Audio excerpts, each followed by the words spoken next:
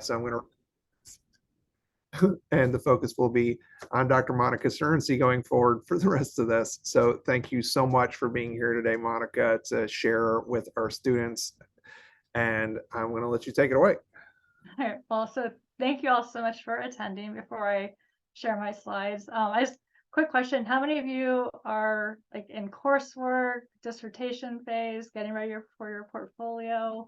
Are we in? You can speak up or type in the chat, whatever's easiest for you. Dissertation. Hi, I'm Karina. I'm in dissertation. Wonderful. Coursework, prepping for portfolio. Perfect. Okay, I'm going to go ahead and share. Hopefully, I don't bore you all to death.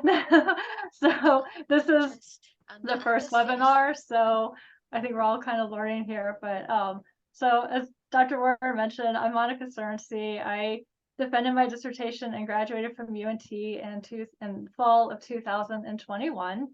And I'm not going into my dissertation, but just as an FYI, I did do a usability study, which was an extension of Dr. Reeder's dissertation. So I looked at course navigation within a template model, because that's what we utilize at Embry-Riddle for our online courses.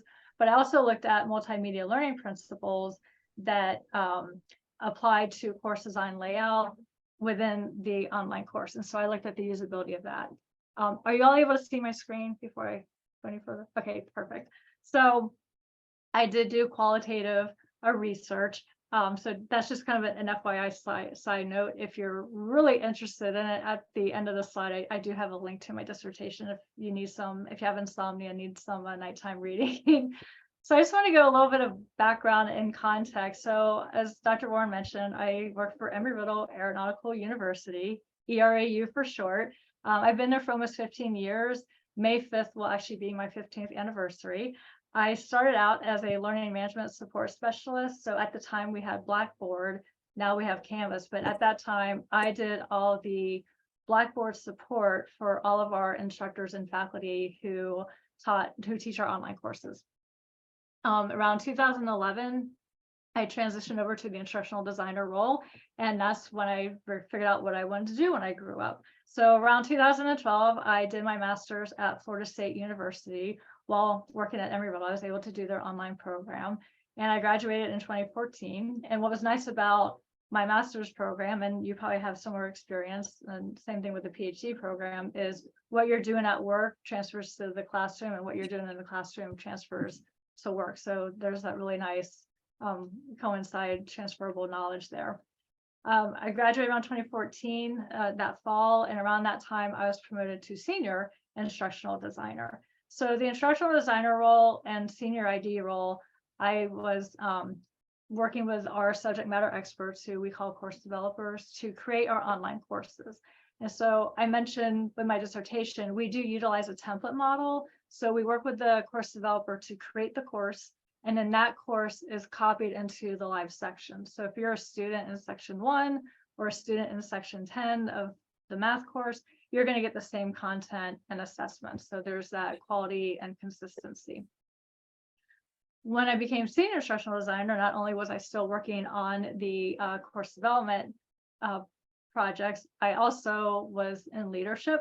And so as university or the campus was implementing new policies or procedures or technologies, we came up with the internal processes and stuff to disseminate out to our instructional designers. I was in charge of maintaining, updating the training materials and onboarding all of our instructional designers. So there was a lot more responsibilities with the senior ID role. Around 2015, I started thinking about PhD. So in 2017, I started the PhD program at UNT. I was 2021 cohort. Again, this was all done online, and I was happy to say, yes, I did finish on my cohort year that fall. And so right around the time I was defending my dissertation, our new dean, who started in 2020, started creating a bunch of new positions within our division. And so one of those new positions was the Director of Learning Experience and Innovation. And so I applied for it, and last April, I took on this new role. And so in a nutshell, I do R&D projects, research, pilots for anything relating to online course design. So it could be teaching and learning strategies that we put and implement in our courses.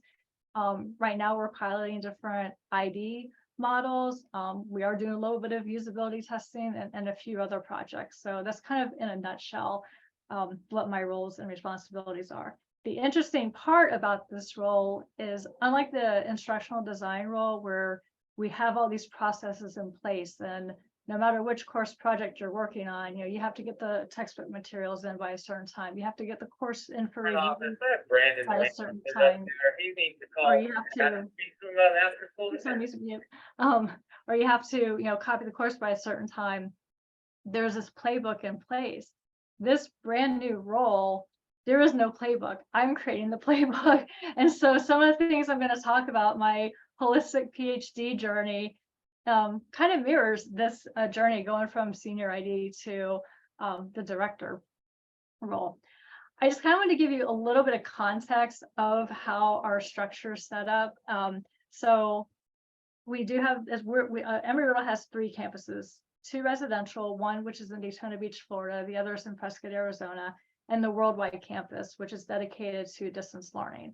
And so, we have IT advising, but we also have 3 colleges for our campus. And so it's College of Aviation, College of Business, and College of Arts and Sciences. I fall under the academic innovation umbrella. And so we have these 4, I like to call them sister teams, because we do collaborate, and even though we're separate teams, but we're very connected. And so we have the instructional design development team, which is the team I fall under. And we have 3 teams of instructional designers. So each team supports the different colleges. We have a media team that creates all of our learning assets. So, video, storyline, H5Ps, those types of things that go into our courses. And then there's me. Hopefully I'll eventually get some team members someday, but I am hiring an intern for the summer. So I think Dr. Warren had posted that out. So that's our department, that's our team. But like I said, we work very closely with RCTLE. So they are it's the Rothwell Center for Teaching and Learning Excellence. They do the pedagogical support for our faculty and, creating trainings, workshops, and they also do some quality assurance to ensure that the instructors are going into the courses, engaging with the students, grading on time, those types of things. The academic technology team, they do the technical support for our faculty. So the faculty are the primary customers. However, they also support the AI division as well. And so some of the other things that they do, they will create user guides for some of the tools that we've implemented into our courses. They help out with some of the publisher integrations, those types of things. And then one of the other brand new teams that our dean has created earlier last year is AIR. So that's the Academic Innovation Research Team. Their scope is a lot larger. So my focus is just on the online learning aspects, or the process to create the online courses. AIR is more for like the larger student learning experience. So a lot of times they'll look at stuff from when the student applies through their graduation and what kind of user experience they're getting from advising the instructors financially, those types of things. And they work on a whole bunch of other larger big projects. And they're also looking at future trends, ChatGPT, those types of things. So I wanted to show you this. And even though it's displayed as an org chart, really think of it as a puzzle piece. And when I go to the, I'm going to refer back to this in a little bit. So as I've gone through and have been promoted and moved up through the Embry-Riddle family and our department, yes, I had instructional design skills, but the reason why I was promoted to senior instructional designer was because of my project management, system thinking, and logistical thinking skills. Same thing going from ID to my current role. Yes, I have this research experience, and research is a big part of my job, but the project management, systems thinking, and thinking through this logistics, those are the skills that I utilize every day and that I got from the PhD journey. So I want to go back to PhD. So for those of you who are just starting your coursework, or those of you who are in your dissertation, if you kind of think back to your coursework, right?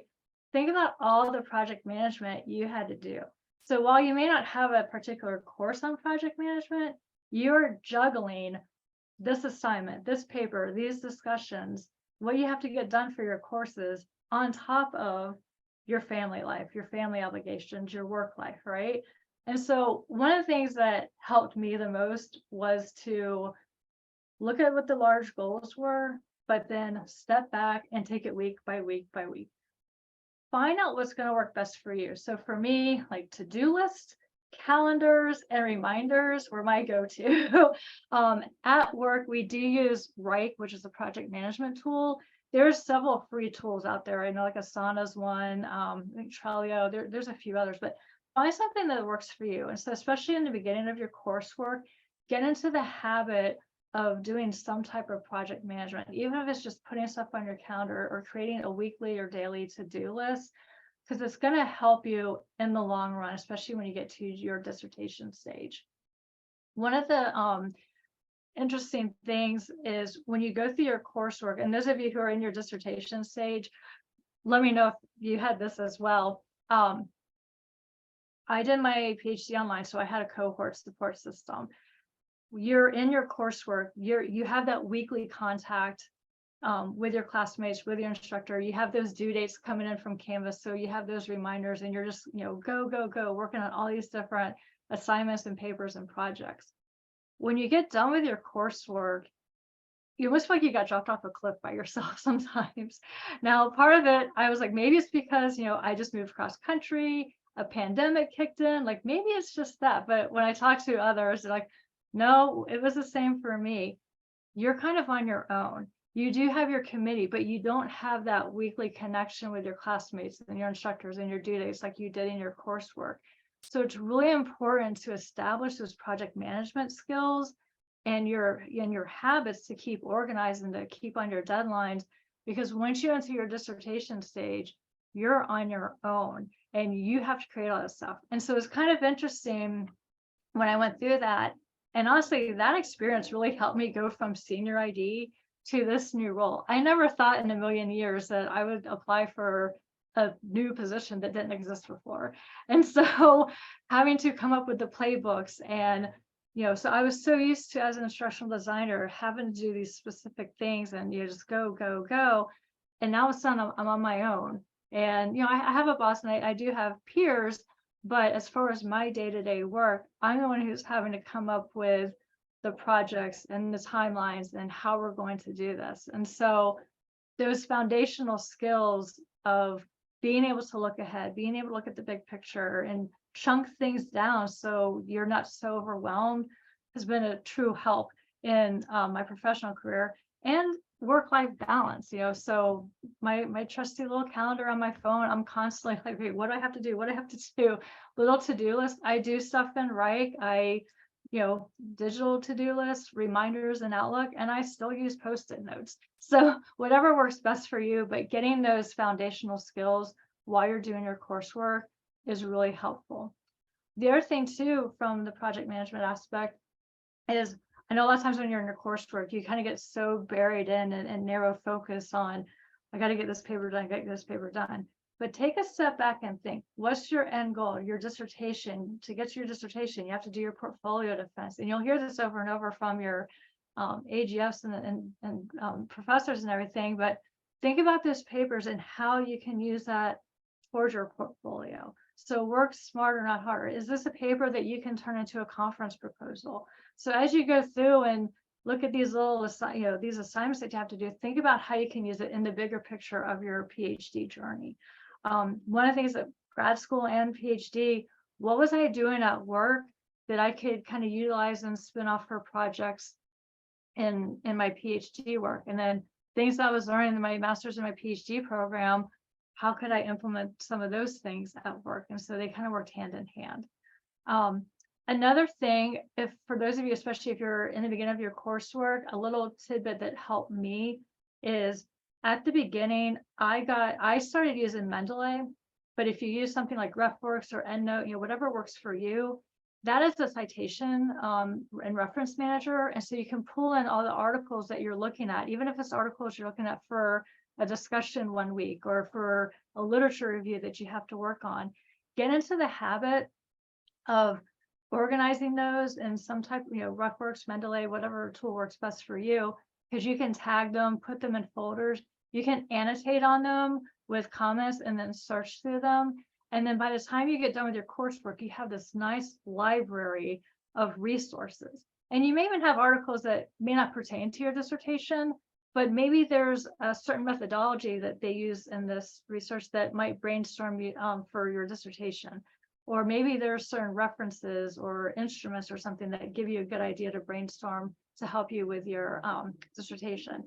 But though it helps as well by getting into that habit of keeping your research articles organized and annotating them. So when you do get to your dissertation stage and you're working on the big lit review for your dissertation, you're already in the habit of going through those articles and everything and making those notes and annotations and organizing them. And that kind of helped me a whole lot. So by the time I got to the dissertation stage, it's like, okay, I've already got this down pat. I'm used to doing this. So now I can just run with it and go. And I would, in the middle of typing something, I could go back into Mendeley and do a key search. Like, I know, is this article, what was that at? And I can go and find it and have that easy access. So those are just some little tips and tricks from the project management aspect. Again, in my work, I have to do this all the time. I'm constantly creating task lists and, what's the big end goal? And then how can I do these little chunk down tasks? As I mentioned, when you get to your dissertation stage, you are kind of on your own. So what helped me was, okay, I know I wanted to graduate by fall of 2001. When is the latest I can defend? Okay, that was around October. I gave myself a 3-week buffer from the final defense date and then worked back from there. Like, okay, I did qualitative research, usability studies. I knew that was going to take time. So I allowed myself several weeks to recruit students. I allowed myself about a month to conduct the usability tests. And I did another month to go back and clean the transcripts and code all the data. I coded data for about 3 weeks, but I knew it was going to take that long. If you're doing a survey, you're probably not going to need as much time, but it was really good to have those habits. And I set up my deadlines and my particular goals and worked with my committee.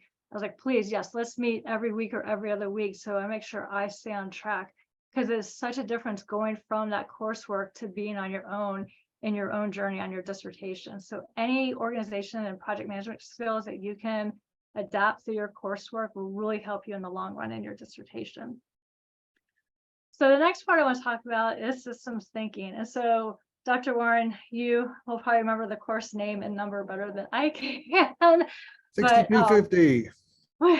So this is a really great course, and Dr. Warren did teach it. And I'm not saying it's a great course because he's on the call here, but this was a really good course because when I took it, we chose a technology that we wanted to implement in our organization.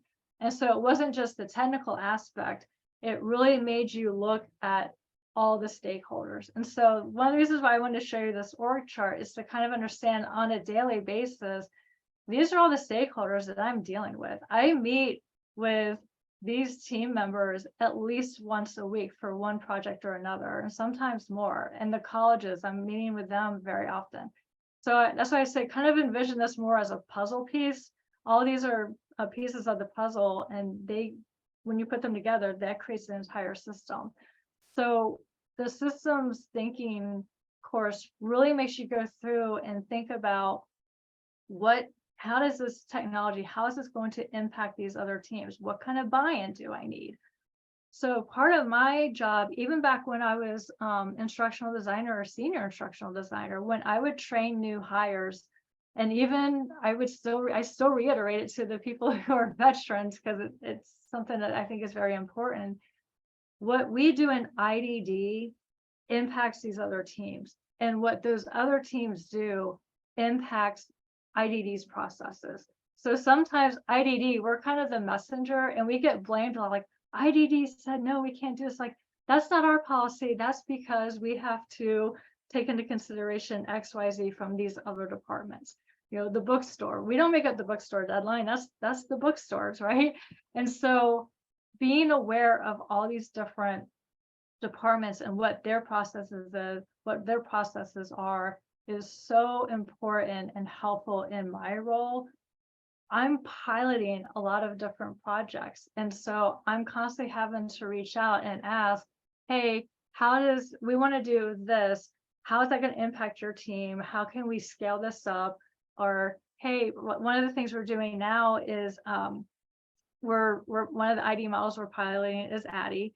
We used to have a process in place several years ago where we got the end of course evaluation feedback. It was cleaned of all personal identifying information. Well, that person left the university about 2 years ago, so we're no longer getting that feedback. So now I'm having meetings with different departments to figure out how can we get either the process changed or can we hire a new person to clean the feedback so the course developers and the instructional designers have access to that feedback. So for the pilot, we're doing 3-4 courses at a time. It's no big deal. We can manually do that. But if we scale up, on average, we have 30 to 40 updates and redevelopments. We don't have the manpower to manually clean all that personal identifying information. So I'm having to have those conversations. Hey, how can we get this access? Is there a policy that needs to change, or do we need to hire another person? And so again, just being aware of these other departments and stuff, and what are the limitations, or what resources can they offer, and how can we work together to make improvements in our processes and everything. And then the logistics. So one of the things that helped me when I was doing my dissertation is when I was working on chapter 3 on my draft, I also downloaded or screenshotted the IRB application. And I do this all the time now at work. I do a lot of IRB applications at work, but thinking through the logistics of your research while you're writing out your methodology was a huge help for me, because IRB is going to ask you particular questions. Now, I did usability study and human subject research. If you're doing a literature review, probably not as complicated, right?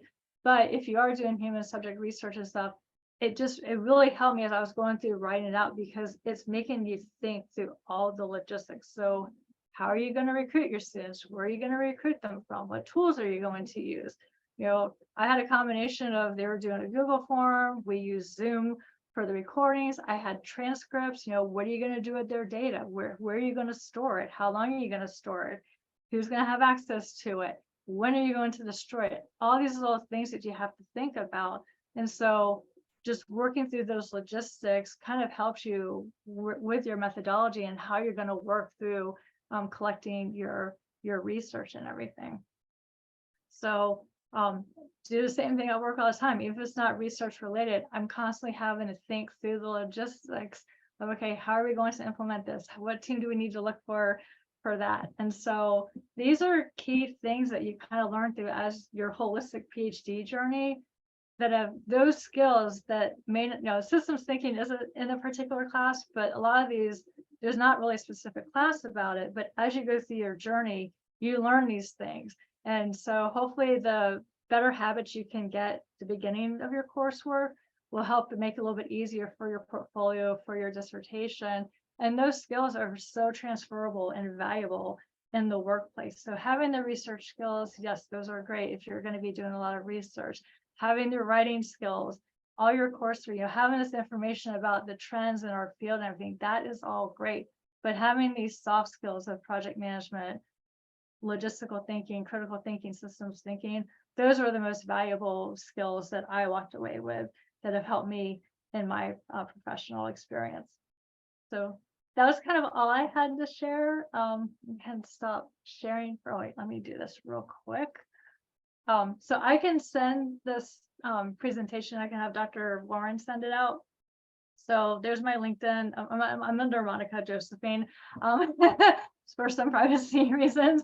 I still have my UNT email. And then if you're, like I said, if you need some light reading for insomnia, there's a link to my dissertation if you are interested. I know it's not really part of the topic today, but so I just want to kind of open the conversation. And do you have strategies that you're using in your PhD journey, or things that you might use at work, or have you noticed some things that have been going from transferable from your journey, from your PhD journey into your professional work? Can I ask a question that's not quite on that topic? Yeah, sure. How did you market project management skills from your PhD skills journey? So it's well, so a lot of it is, juggling all things. And I will say, because of working in the ID field, even just doing that, we had to have project management skills. So like I said, in our workplace, we do utilize Reich, but I didn't, I list that down as a tool, but just in general, being able to juggle all these courses. So for instance, most universities, including UNT, you have fall, spring, summer. Our courses are very different. We offer 9-week courses, and we have terms that start every month. So as an instructional designer, I'm working on at least 2 projects per term. So I'm juggling 6 projects. So, and they're in various stages. So right there, like if I was an instructional designer now, I would be wrapping up probably the June courses. I'm in the middle of July, and I'm just kicked off August term. So I have 6 courses in these different things. So from the work aspect, there's that project management, but from the PhD aspect, it is I'm not only, I'm doing coursework, I'm also writing papers for this conference. One of the things that I did, my boss and I, we actually wrote a chapter that had nothing to do with my coursework. It went for my portfolio. So in addition to my coursework, I'm also juggling these external writing projects. And so that's the thing. It's the, if you didn't have much prior work experience, you went straight from undergrad to master's to PhD, and you don't have much work experience, you can still express that in your interviews, or even in your cover letter, that you carried a full-time load while doing this. And maybe even if you did have a part-time job, that you're balancing school and work, and you're meeting your deadlines. But especially with a PhD, it's yes, you do your coursework, but you're also doing extra items such as presenting at conferences and stuff like that. And your dissertation right there is a project management skill. Like I said, when I finished coursework, I feel like I'm a very organized person. In work ways, my house is a mess, but in work I'm organized. And like I said, for me, going from that coursework where I had that weekly routine and support system to wow, I'm by myself, it was an adjustment. And so I'm like, okay, I need to make sure I stay on track, because it's very easy to get off track, right? And so I just, okay, what are these major milestones? And so again, just what's the big goal? Okay, how can I chunk that down? And prioritizing, that'd be the other big thing. What Stephen Covey's very popular in kind of like the big rocks, little rocks. So if you get a chance, Google that. That's something. I'm not PMP certified by any means. I don't even know if they teach Stephen Covey, but that's something that we kind of do workshops and stuff in our department, because it is just kind of good, prioritizing your task, so recognizing your task and prioritizing them. So those types of skills, if you can do that through your coursework and dissertation, it's so helpful. Does that answer your question? Yes, it does. Thank you. You're welcome. Any other questions or ideas, especially like for those of you who are near your portfolio or dissertation stage? Any comments or recommendations for how you kind of manage your projects, or anything to help keep you organized or keep sane, trying to balance everything? Something I found that was very helpful for me when I first started with the program was I had an idea of one topic, and I can't remember if it was Dr. Cox or if it was during a meeting with different of the PhD students, but I do remember somebody mentioning to try and keep your topics to a general sameness in all of your research. And I found that very helpful. I picked one topic, and then for each one of my classes, I explored a different aspect of that same topic. And that gave me the ability to reuse a lot of the articles and not have to research a lot of the stuff. Yeah. And then with all of those different aspects of the same topic explored, that also gave me, for my dissertation on a different aspect of that same topic. And I had a lot of the research already done for the literature review. Yeah, anything like that. And I'll even say for me, when I came in, I knew I wanted to do my dissertation with something for adult learners and online learning. That's a pretty broad idea, right? And so, and that's the thing. And so it's great if you kind of have that focus in mind. So yeah, utilize those course assignments as much as you can towards that end goal of your dissertation.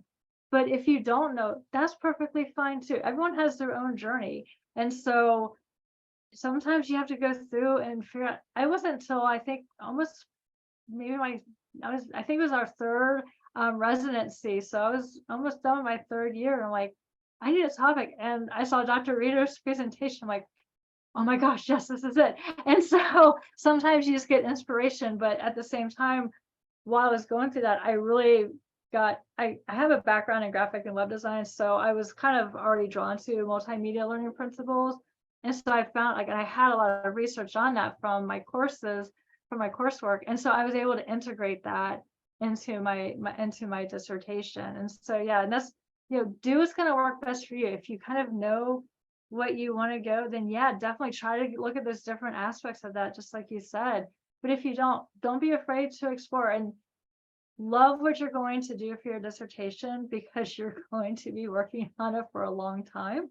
You're going to get very familiar with that topic. So hopefully you don't get burned out on it. The other thing too, I do recommend cognitive breaks. Sometimes you just get so overwhelmed. Take that break, even if it's just a half-hour nap. Go do a 5-15 minute walk just to step away from the computer. Take it. You will get done, I promise. One of the best things I coded data for about a month. I had a lot of data to code. And my roommate from college, who I hadn't seen in 20 years, was coming to Seattle. So I took the weekend off and went up to see her. And my husband's like, leave your laptop at home. And so I printed out my code book. And he's like, I said, no. So I promise I'm not going to look at it. I said, but if something comes to mind, I at least want to be able to jot it down on my notes. And I was really good. I didn't look at my code book the whole entire weekend. I went hiked, had fun, came back, and it was such a great break, because then I came back and I had a fresh set of eyes on my data. And it was almost, I didn't start over from scratch or anything, but I saw things that I didn't see before because I was so just, can't see the forest through the trees. So it is really good to try to schedule those breaks, whether it's a 15-minute break or a quick weekend getaway while you're in the middle of coding data. Try to do it, because it really will help with your mental health and kind of see things somewhat differently, and to help prevent the burnout. And I know coursework, especially near the end of the semester, you're just trying to get stuff done, but try to give yourself extra padding.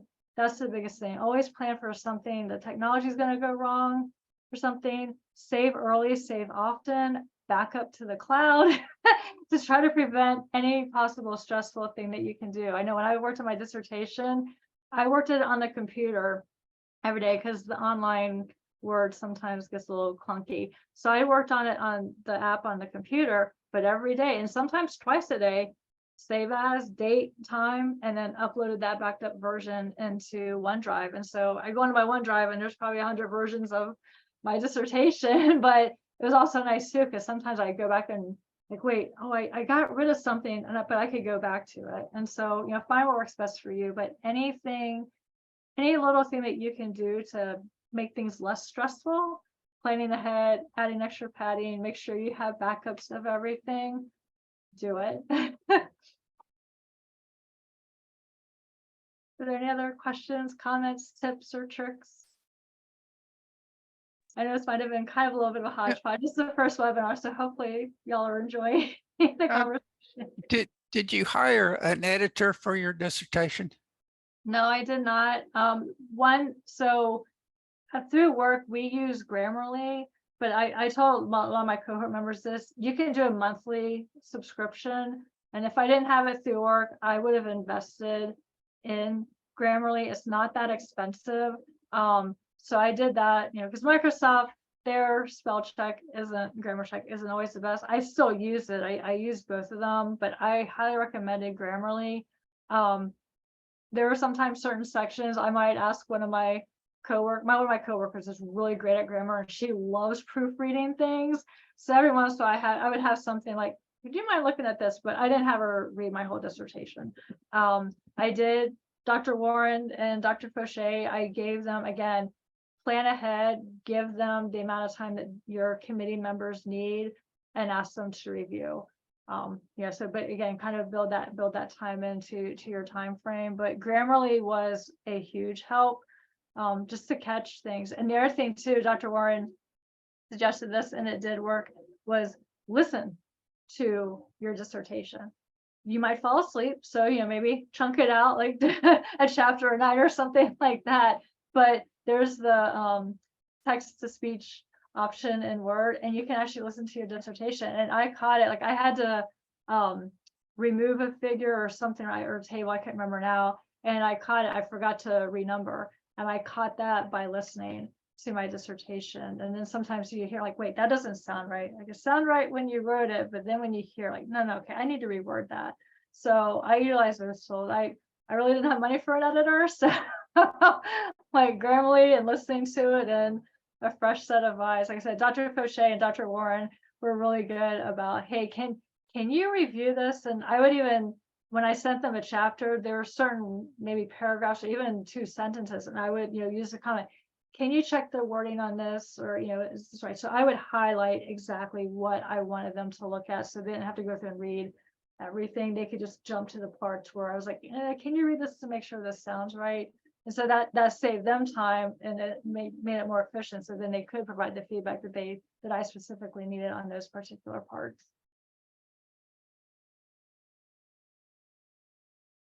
Yes, I use the text to speech all the time, and that has saved me a lot of work.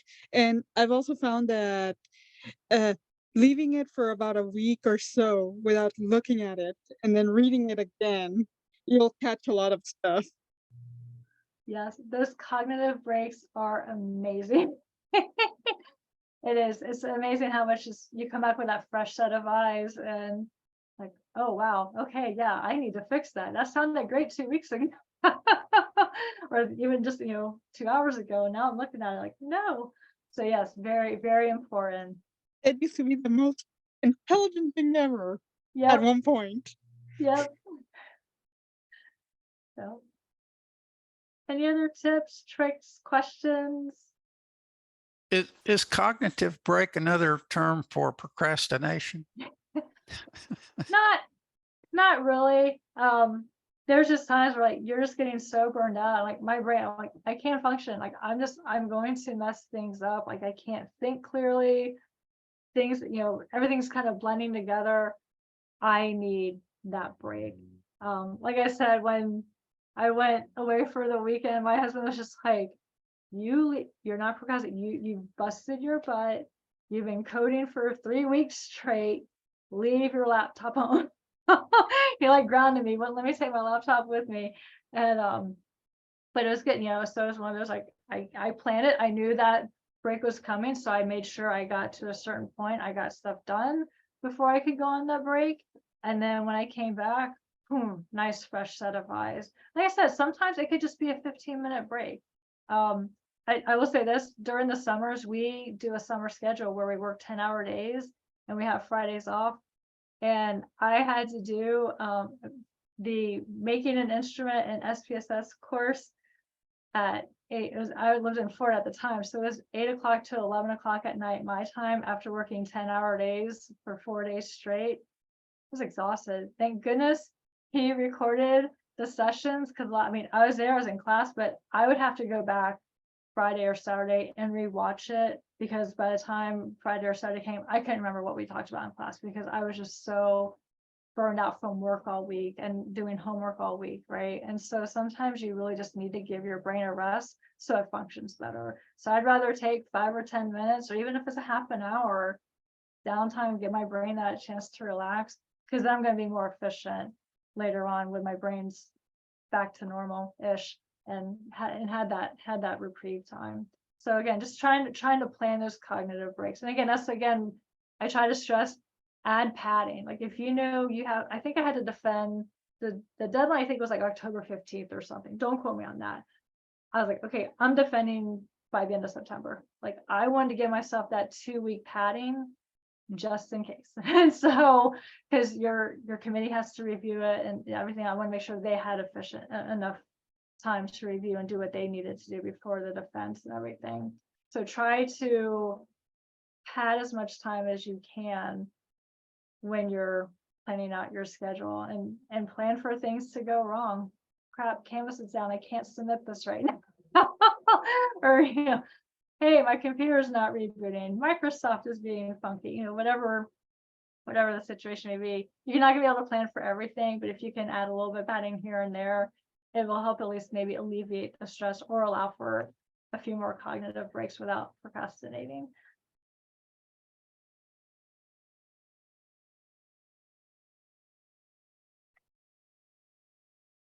Anything else?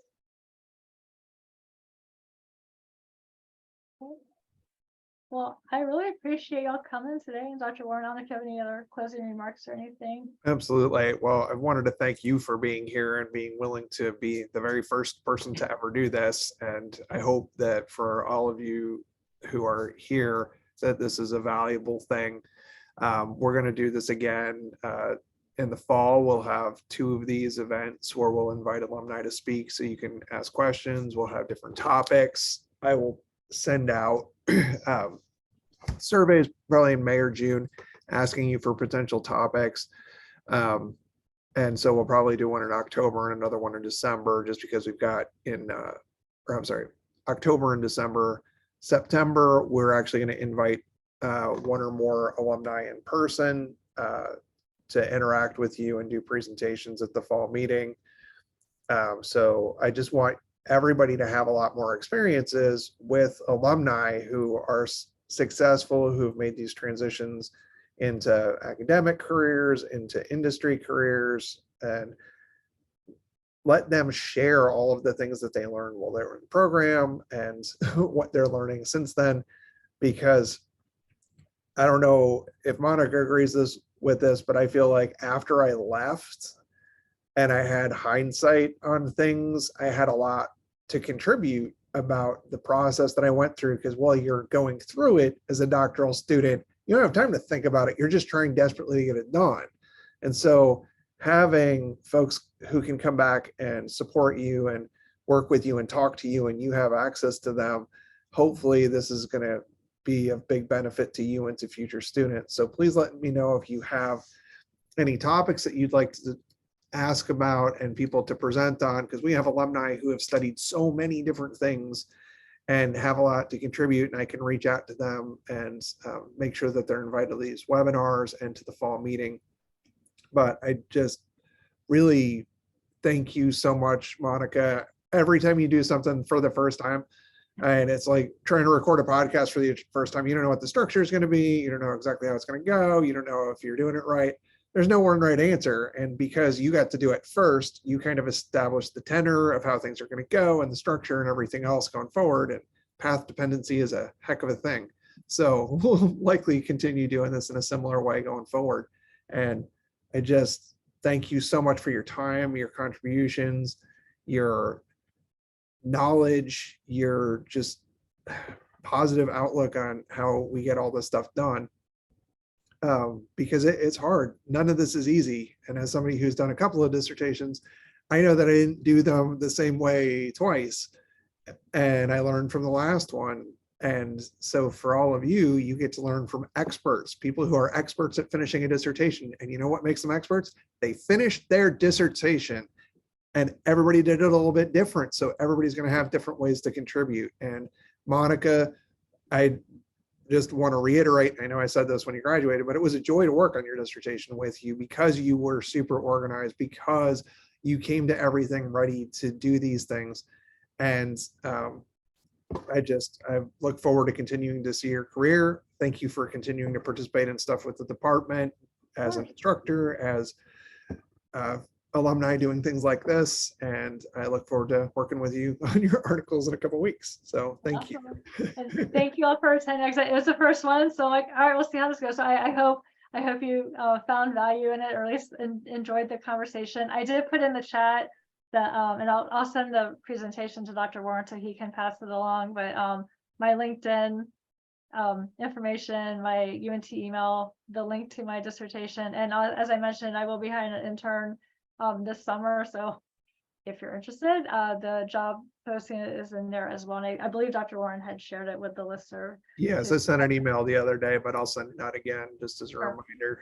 Yep. So thank you all so much for your time. If you have any questions afterward about just the general process or about my dissertation, if you're really inclined, feel free to reach out to me on LinkedIn, or I do check my email throughout the week and stuff. So it might be after hours, but I do check it. So just feel free to reach out to me, and good luck on your journey. It is your own.